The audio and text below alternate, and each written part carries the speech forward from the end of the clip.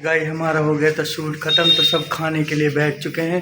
ये भपंगा निकले के लिए इतना खाना रहता है, तभी ये एक्टिंग में जान डालता है। इसने अपनी घर की कोठी और एंड कोटा का नाज पूरा खत्म। अब होटल पे शुरू हो गया है और होटल वाले का खत्म। ये सब इसके लिए, इकले के लिए। देखो कितना खाना है भाई। साहिल किसके लिए आए हैं ये खाना? हाँ पूरा खाना खा जाएगा।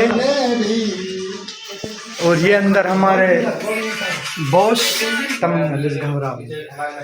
रोबिन भाई कुछ वैसे भी रोटी खा रहे बगचौदे और भी लोगे। अच्छा ना कुछ भी कह दे, कुछ भी कह दी। एक चैनल सब्सक्राइब कर लो, बहुत अच्छा छोरा दिन दिन मोटो हो। जिम में और कर रहा भाई, फेसबुक पे डालूंगा यार मैं, चैनल पे ना डाल कर लो भाई के